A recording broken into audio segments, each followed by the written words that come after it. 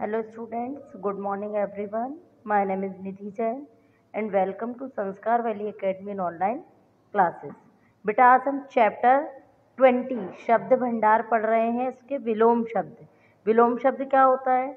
एक दूसरे का विपरीत अर्थ देने वाले शब्दों को या उल्टा अर्थ देने वाले शब्दों को विलोम शब्द या विपरीतार्थी शब्द कहते हैं। ठीक है, इसमें हमने जो पहले लिखे थे 25 तक आपके एफ 1 में आ चुके थे। अब हम एफ 3 के लिए देख रहे हैं 26 to 50। देखिए, अमृत का क्या होता है बेटा? विष। अधिक का न्यून या अल्प, इसको कम भी कह सकते हैं। अपव्ययी का मितव्ययी। आयात का निर्यात। हंसना का रोना। इष्ट का अनिष्ट। कुटिल का सरल। ठोस का तरल। संधि का विग्रह या विच्छेद, यानी संधि यानी जोड़ना, विग्रह यानी तोड़ना। जड़ का चेतन। सजीव का निर्जीव। उग्र का शांत। निरर्थक का सार्थक।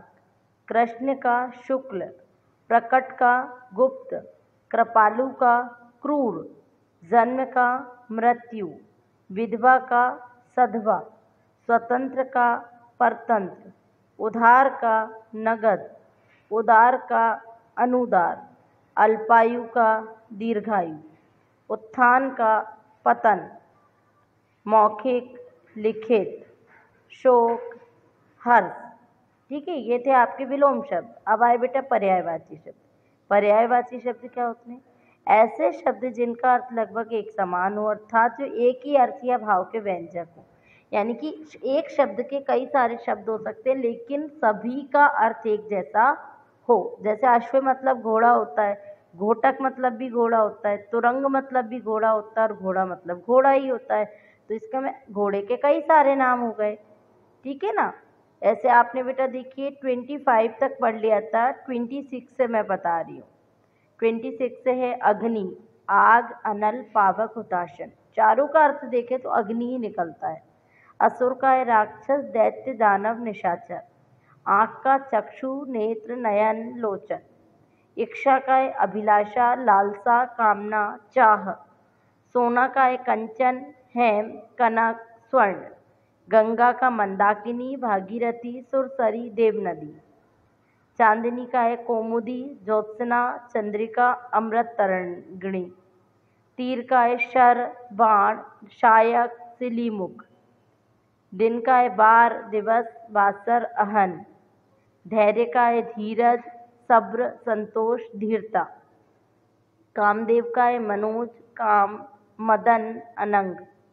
घमंड का है अहंकार, अभिमान, दर्प, दंभ। ये थे हमारे पर्यायवाची शब्द। अब आए अनेकार्थक शब्द। सेम अनेकार्थक शब्द पर्यायवाची के विपरीत होते हैं।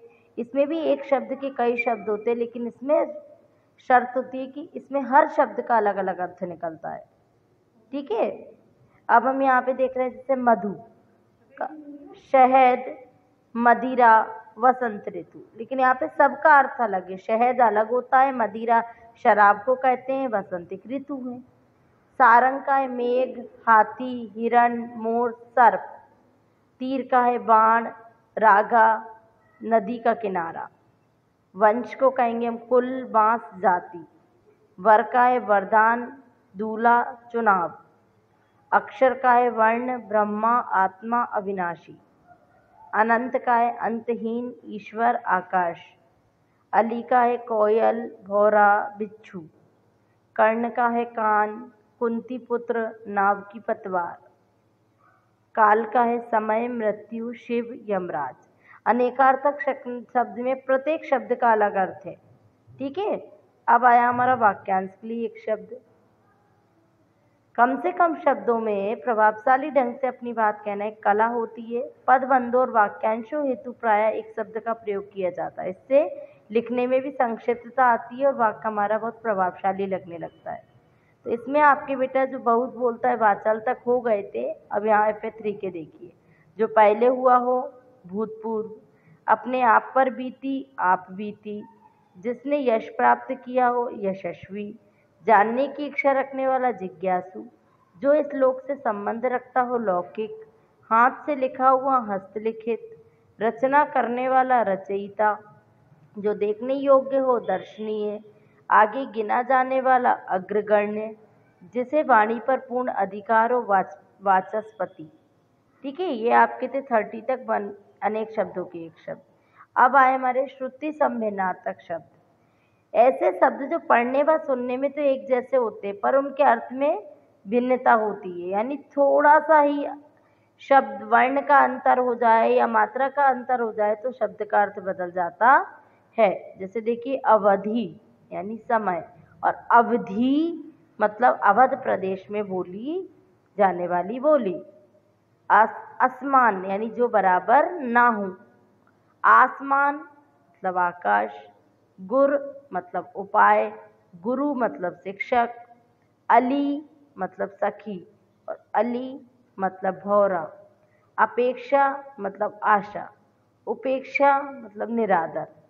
इस तरह हमारा बिल्कुल हल्का सा अंतर, एक मात्रा का अंतर हो गया, किसी में छोटी की मात्रा का हो गया, किसी में बड़े आ की मात्रा का हो गया, और हमारा क्या हुआ, किसी में वर्ण का अंतर हो गया, तो उससे हमारा पूरा अर्थ बदल गया। आपको समझ आ गया बेटा? इसको नोट डाउन कर लीजिए फेयर में, या FA3 में आना है आपको, इसे कंप्लीट लर्न भी कर लीजिए।